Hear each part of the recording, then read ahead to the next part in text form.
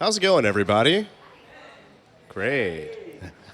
So, my name's Isaiah Broussard, and this panel is going to be on the subject of creating for catharsis. So, to start off with a little bit about myself, I am a creator who's originally here from Houston. I'm currently living in Austin.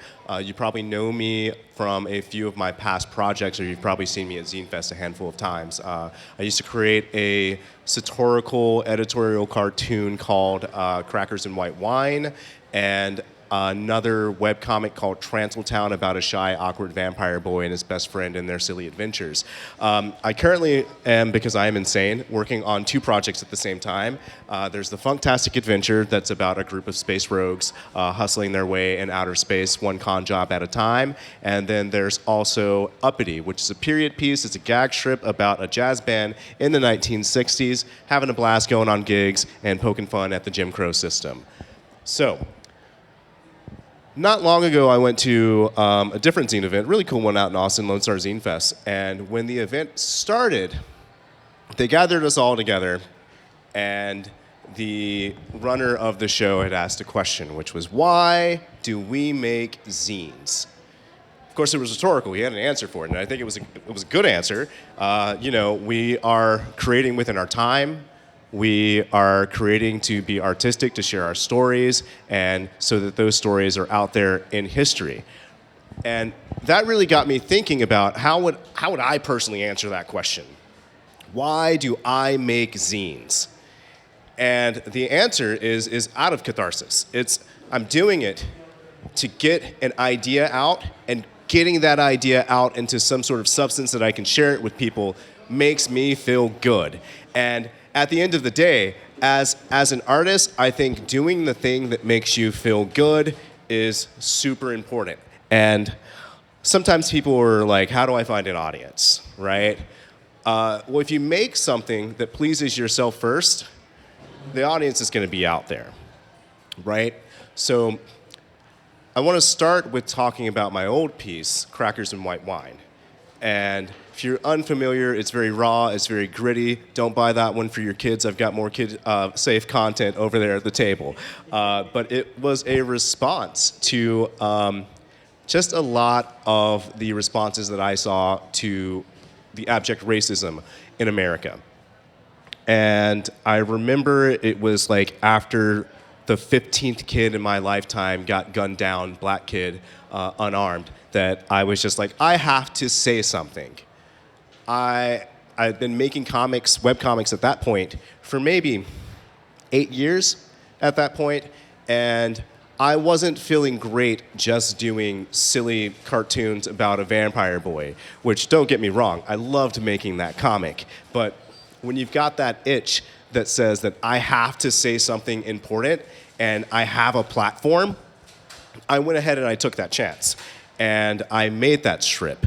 And it was a good outlet for me to let out some rage. And at the time, that was really important to me. I needed to get that out there, right? And I talk about this because there was a point where making that book no longer brought me that catharsis. It was the point where I found myself having to be a slave to being constantly in the news cycle and constantly surrounding myself by the things that made me angry. And I eventually found that I didn't need that outlet anymore, and that's what kind of got me away from making that strip. I loved making it.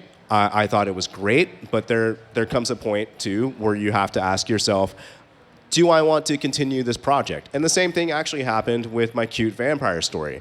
There was a point where I was struggling I finished the story arc, and I was struggling to really make the next story arc work, and it was time to start making it. And after spending about a week or two on that, I finally said to myself, I think the story's over. I think I'll just go ahead and write a conclusion, because I think I've gotten out everything that I wanted to say here. And I think it's important to realize that finding that catharsis can be the spark of a project, but it could also be the last embers of that project as well. And it's a good way to also learn when you're kind of done with something. And I feel that if you want to create that thing that brings you that it doesn't have to be joy, right? Crackers and white wine was rage. Find that thing that brings you the catharsis that you want, first and foremost. And I say that because now I'm transitioning into a world where I am trying to pitch projects, and now it is more I'm trying to think commercially, and at the same time I'm kind of like, okay, I'm finding even in that realm, I need to find the thing about that project that brings me the catharsis. Because I wrote a pitch, I'm working on the Funktastic Adventure right now, and I finally came up with the idea for new issues of that. When originally I was going to write more just because people were telling me they liked it, and my first few drafts were not great. And I was sending them out to be to pitch those to publishers, and they were telling me they weren't great. And I knew in my heart that they weren't great. My ideas now for it, now that I found that thing that I want to say through this media, are a whole lot better, and I feel really confident about the stuff that I'm making right now for the Funktastic Adventure. With that said, when I run panels, I really like to leave as much time open to the floor as possible. I feel like I've actually rambled on much longer than I usually do. But this was a topic that I don't normally talk about, that I did have a lot of things that I wanted to share about that. But now I want to ask you guys, how do you feel about finding that spark that brings you catharsis? Like, are any of you guys aspiring to be creators that are kind of struggling with finding that start at all? Anyone? Yes. All right. I don't know if I have much more to expand on that. Just that there's just this kind of inherent desire to create, and then I do like freelance graphic design work, so sometimes it's driven by like like financial things. Obviously, we all need to pay rent, but then there's time whenever I'm like, oh, I have some free time and I want to make something for myself, and it's finding that thing to guide you into what the project is going to be, and also like what medium you want to choose. Like, do I want to write a song? Do I want to make something visual? Do I want to dance? Do I like what is the way I want to express myself, and what do I want to express? I think sometimes that there's so many choices, and like sometimes when your mind's already like jumbled in this modern world, it can be hard to like pick out what those things are, and kind of streamline that. I've been in that situation before. Actually, when I started Uppity, I was struggling with finding the right way to tell that story and the right style. And when I had actually drawn a few pages that I had completely tossed out because what I thought I needed to do was just get the thing out there. And so I drew it, the first handful of pages, in the style of Crackers and White Wine, which I define as just get the product out there. It doesn't need to look good, was the style of that book. And then after making a few pages, I sat down and I looked at it. And I was like, this is not right for this. And sometimes the way to find how you want to express that project is you got to fail a little bit. You got to try different things. And my style over that project has evolved as I was doing it. But I really thought to myself, what is the right way to do this, and how do I want to print this? How do I want it to look? And the idea came to me that I wanted it to look like and read like a newspaper gag strip.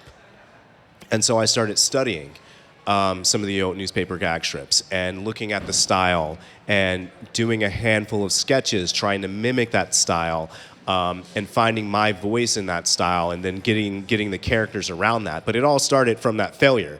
That failure of just like, I'm just going to get the project out there and not thinking too much about the how part.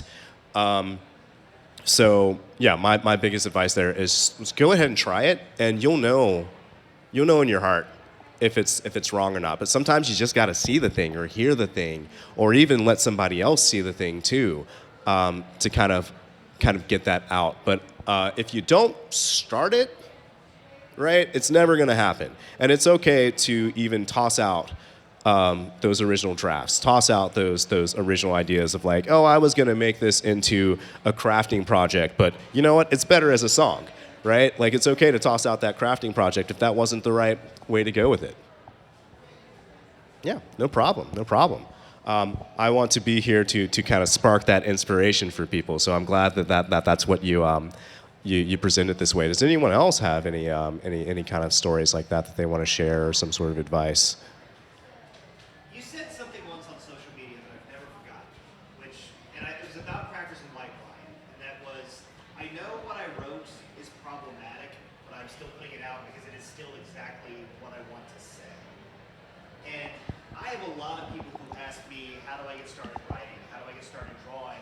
And they're worried about how their work is going to be. They're already doom crying the response they're going to get. It's, I'm going to get a bunch of transphobes screaming at me. I'm going to get a bunch of Nazis doxing me or something like that. Like, how do you find that catharsis when the thing you're creating and giving to the public is going to elicit a strong response, a strong negative response?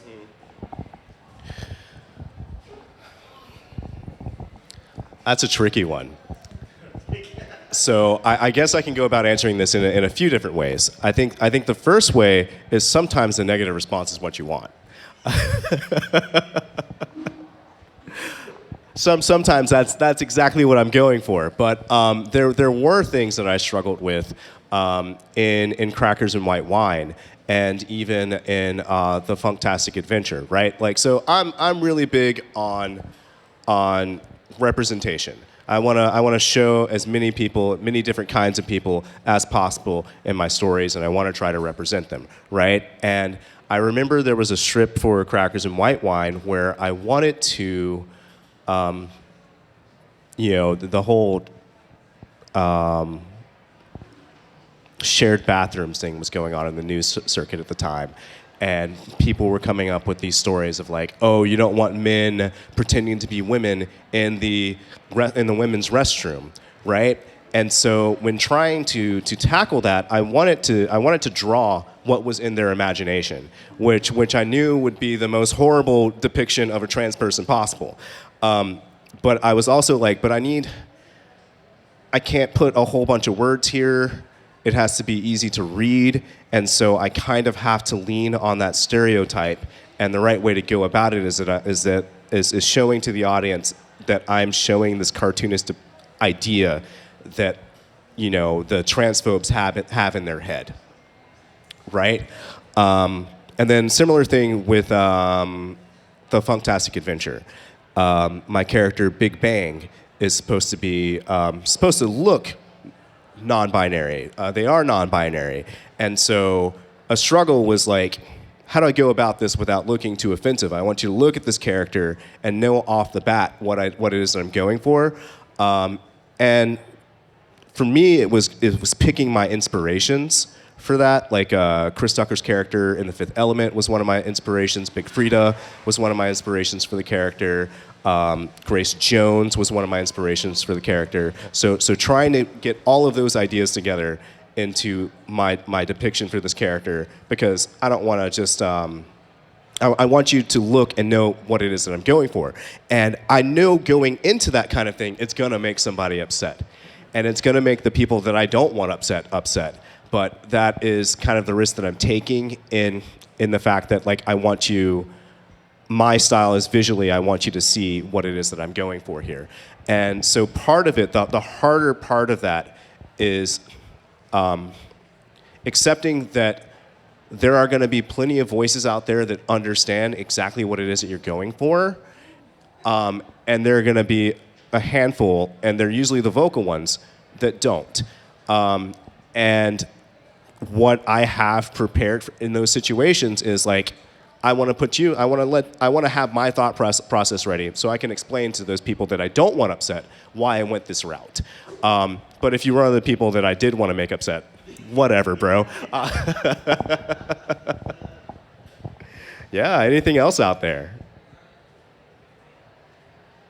Just curious if you ever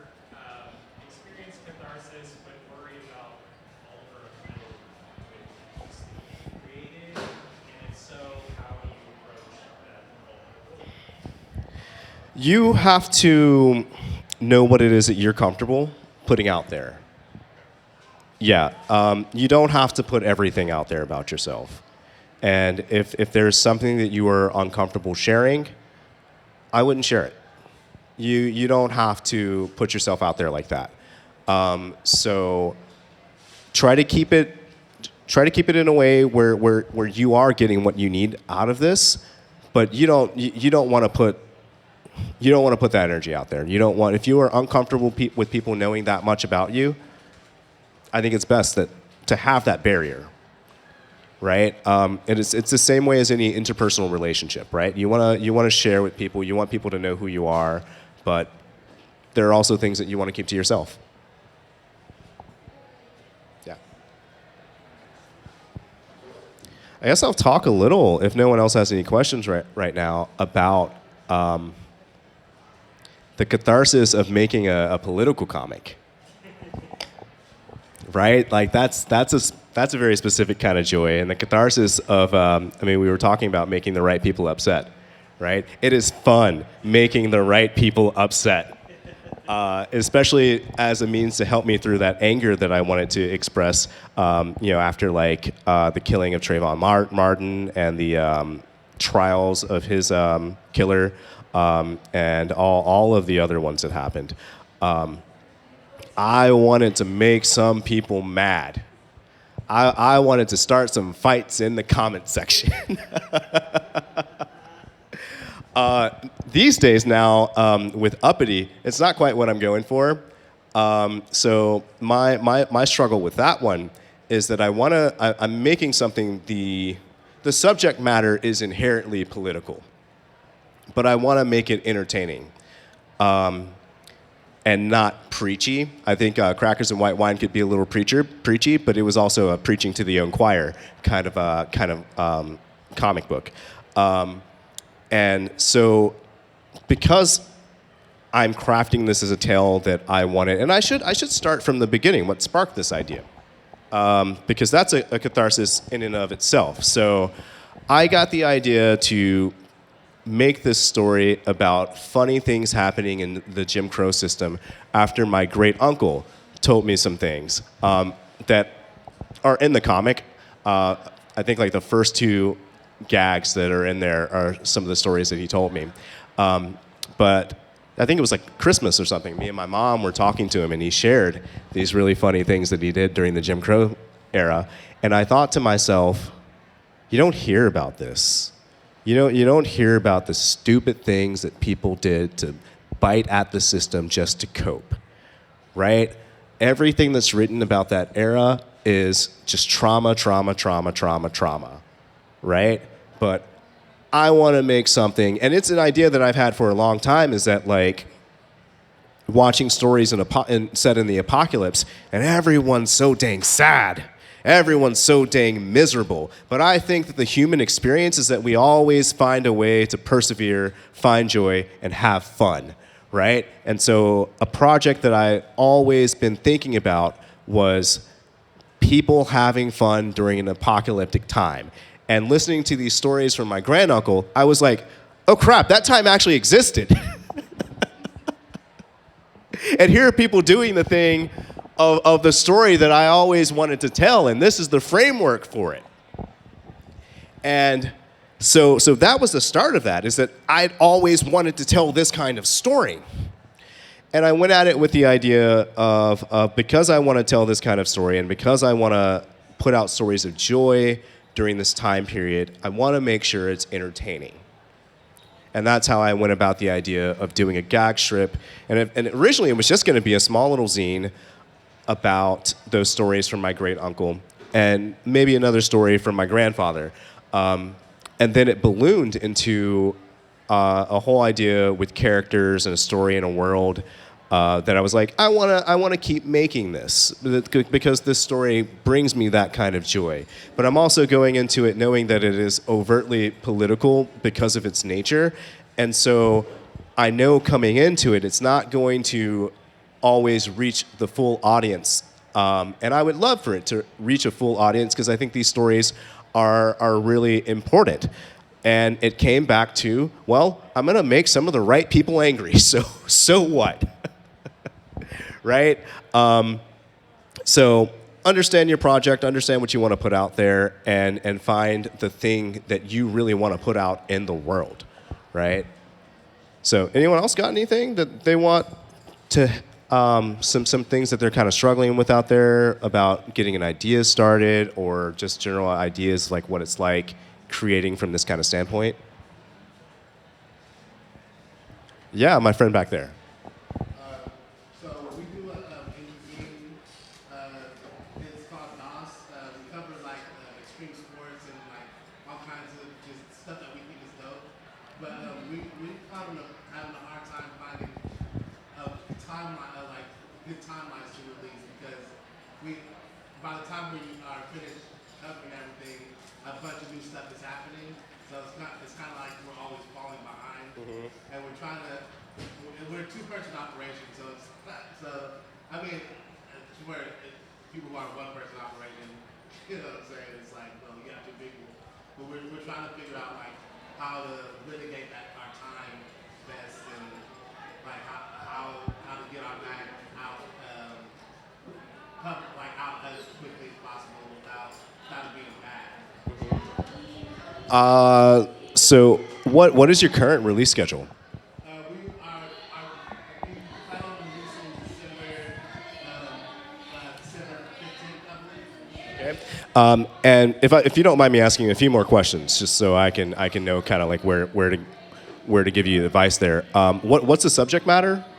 So we cover like music, we cover extreme sports, we cover artists like pop-ups and stuff like that. Like we cover anything stuff that we think is dope. Like there was this dog surfing competition that we wanted to cover. So it's just like that's kind of what we just cover weird big stuff going on in the Houston area, and then we take pictures and write blurbs about it. Yeah, so it sounds like it's super important that gets out there like immediately, right? Yeah, internet. Yeah, internet's going to be the way to go. Social media, having your own website, having a newsletter, so get people to sign up for that, and then like you can blast out whenever the new stuff comes out. So yeah, sometimes you gotta find the right way to get that kind of idea out. And it seems like you're working on something that's really timely, and it matters that it's in the correct part of the like cycle. So yeah, internet's the best way to go. Yeah. I guess with the internet, I guess I've been kind of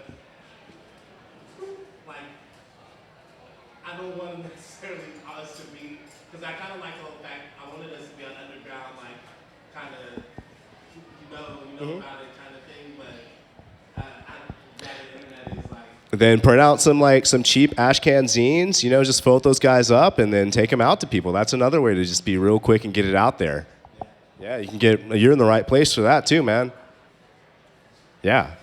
So yeah, I see we got a few more faces that kind of joined in. I just want to fill you guys in on what the subject for the panel was. It was creating out of catharsis, or creating from catharsis. So trying to have a standpoint from creating your works where you're trying to fulfill something for yourself.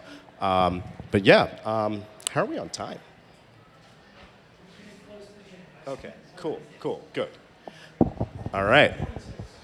Awesome. So anyone else out there got any kind of questions or even some things that they want to share about that kind of cathartic experience about how many creators do we have out here? Who's making stuff out there? Okay, who's got a table today? Oh, it's really easy to get into these. You'll find a lot of joy, just like part of it is that joy of exchanging your stuff for money. That's pretty cathartic too. But there is a lot of joy in finally making that thing. One of the biggest things that keeps me making comics and making zines is the truth is I'm addicted to it. You get a euphoria from finishing a project, and you get a euphoria just from seeing people's comments, right? So if you have a nugget of an idea and you haven't like made it and produced it yet, go ahead and make it. post it on your Instagram page, share it with people, and then you'll even get that little piece of dopamine when someone pushes that like button, right? It's not hard to apply for a show like Zine Fest, right? Get yourself a table, share that stuff. It doesn't need to be super produced. You can go print it at the copy shop, staple it yourself, right? But you will find so much joy when someone passes by your table and then they double take because they saw something interesting, right? And you've got that thing inside you right now. And next time I'm here, I want to see you on this other side of the table. Can I just say, I should also say, we do a comp zine every year. You are all welcome to submit to this. We usually open the submission around July-ish or whatever, and we publish it in October. We have a comp release for that, and anyone is eligible to submit things that would be, poetry, photography, collage, art, whatever. Just send it to us, and you could be in the next comp next year. Thank you. Yeah. All right. Well, I think that's all the time that we have today. Thanks so much for listening to me, everyone. Just a little shout out for myself. You can find me at table 81. Thank you so much.